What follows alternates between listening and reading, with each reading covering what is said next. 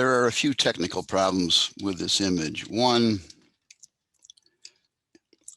is that there are two copies of the base art. There's really no reason to do that. That just increases the file size. I can demonstrate that. I've got another image here. In my file folder, you can see that this image is a 2.9 megabyte file. If I Command-Shift-S, save this as PSD file, because it will be a layered file, just saving it as a PSD file increases that from a 2.9 megabyte file as a JPEG, which has compression, to an uncompressed PSD file of 18.5 megabytes. If I then add a duplicate layer,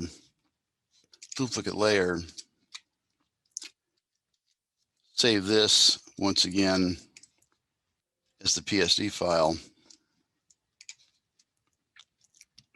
and you can see that that's now a 55.7 megabyte PSD file. If I change the background to, let's see, convert for smart filters,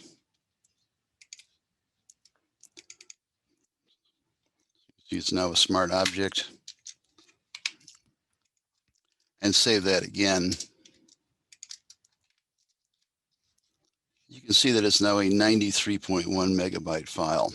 These are at full resolution, downsampled to 72 or 100 pixels per inch for the final layered file to send to me. It will be smaller than that, but it will still be a much larger file than if the layers were used more economically. So if I'm going to do something with smart filters on this layer, I don't really need another copy of that layer, because if I want the non-filtered original, let me just curves adjustment on this maybe. Okay, I want this to be darker. My smart object of this base art, which opens as a PSB, this is unchanged. This is exactly the same as it was before. Let me close that. And so I have my base art unchanged. I've got a filter if I want to change the contrast of it or the gamma of it in some way. Open up the middle. I probably don't. I mean, there's nothing wrong with the exposure of that one. So getting back to this one, so there's no reason to have two copies of the base art. And then the shadows would be better if they'd been more precise in relation to the actual object, because those are just sort of big, vague blobs.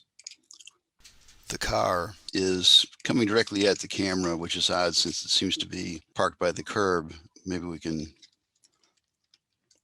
allow that. Maybe somebody didn't park it that well. But there's no side to the car. If it was actually parked by the curb, you would expect that there'd be a side to the car. And one way you could give an illusion of that is maybe make a duplicate and do something like we did on the cutting board. But you'd have to do a considerable amount of modification to get that to work that way. Probably you wouldn't see two tires there, so I have to bring this part in, bring that back that way a little. I might have to mask out this part of the fender just to get that side of the body. It'd be a lot of work for not much gain. A more important problem is that the car was destructively cut. So you don't have the car to work with a mask. And if you had a mask, then you wouldn't need a separate windshield piece here. You could have had the mask for the car. Actually, I'm going to simulate having a mask for the car by command clicking on this to get that shape, command shift click to get that windshield shape, and then apply a mask to the car. So if I had a mask for the car that included the windshield, I could have simply painted in the windshield area in gray to make that part of the mask semi-transparent, so it would reveal what is behind it. The black blocks out, the white reveals, and the gray will partially reveal. That would be a better way to do that instead of having separate destructively cut pieces. This shadow of the figure is okay. It's a little dark compared to the other shadows in the scene. Maybe that works for dramatic effect. The figure is destructively cut. The figure was outlined, cut out, and pasted in rather than masking the original image. I want to see masks on everything. I don't want to see anything destructively cut. And just sticking a mask on it after it's cut out doesn't mean anything, because mask isn't actually masking anything. I'd like to go back to this one. I actually put this in here to show you another feature of Photoshop, which is, make sure my layer's selected, filter, lens correction, Lens correction allows me to correct for distortion in the camera. This particular shot was photographed, according to my notes down here, the EXIF data in the file, an Eastman Kodak digital camera that's like really old and primitive. They don't make it anymore. So camera make is not listed here, as there's no Kodak listed. So I can't get the model or the lens. If I had that, it would automatically correct for known distortion in that camera.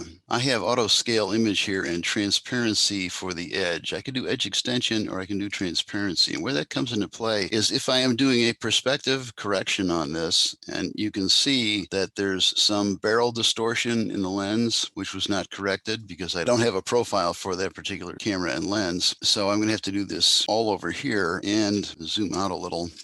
So you can see that these buildings are leaning in at the sides, and you can see a curve to the edge of that building. That can be corrected by removing distortion. I'm going to reduce the scale of this some so you can see it at its edges.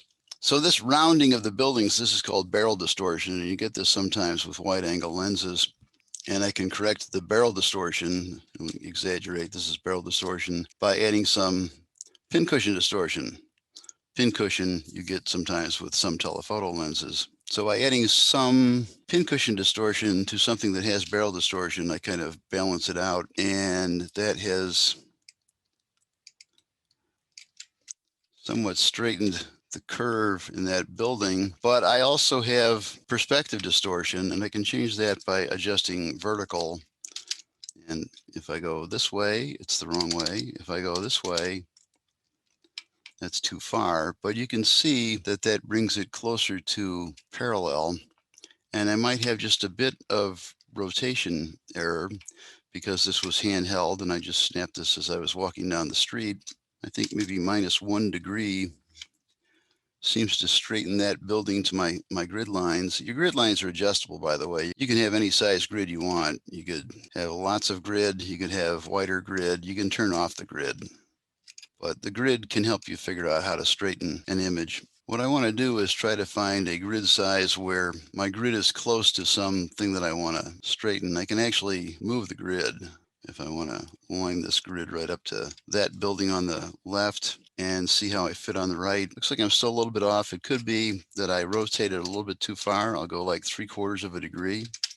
I might need a little more vertical perspective correction. Now, looking down a building like this, I also have a horizontal perspective distortion, but that's expected from this point of view. If I had something straight on that I wanted to correct, I could use both of those corrections.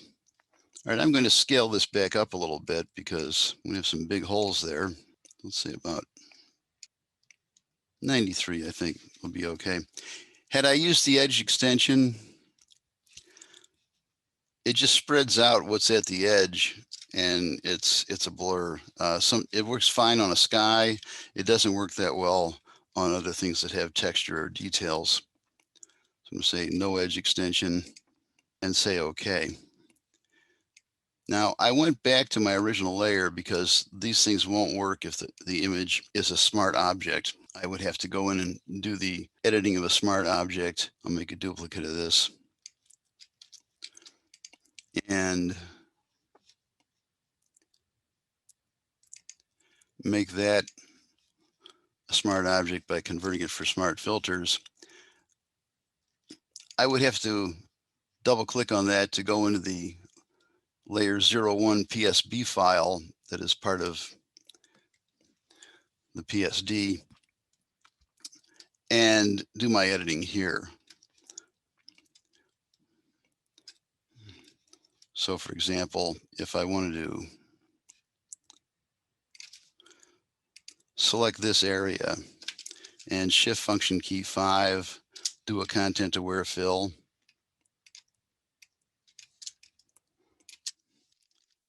And that kind of works okay. Although when you have lines that are at an angle to the picture plane, you may want to do that some other way, like say the clone tool. And I want my clone tool to be aligned. Yes, okay. I'm going to sample right here and then line up with that line and go off the page. And if things are at an angle, I have to do that in numerous places. Like right here, I'll have to do it for this one because it's not going to be in the same direction as the other one. Make it a little smaller, sample it, line it up, and go off. This one here is a little crooked. Sample this, get in line, and go off. This up here goes this way.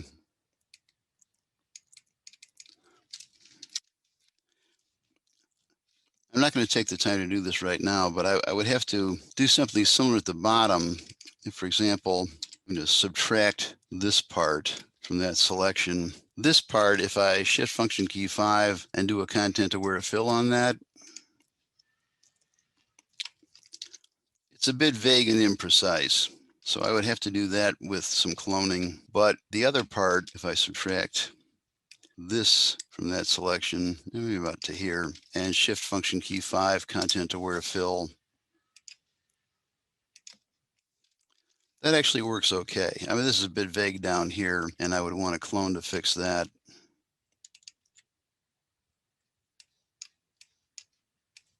For a lot of it, it worked just fine. That's a change I made to my smart object in its separate PSB file. If I Command S save that, close that, I'm now back in my layered file, and you can see that I've made these changes to that smart object, and this is my layer in Photoshop.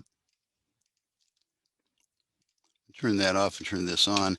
If I try to do that here, I can select this, but edit, fill, not available. I can't do that kind of editing here because this is a smart object. Function key 5 does nothing. I can only do those kinds of edits by double clicking here and going into the smart object as a separate open file,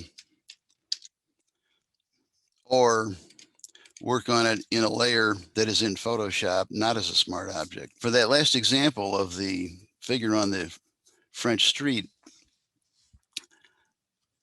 there's no reason to have the smart object if you have the layer. And if nothing was done, unless something is done to it as a smart filter, for example, lens correction or filter gallery or something like that,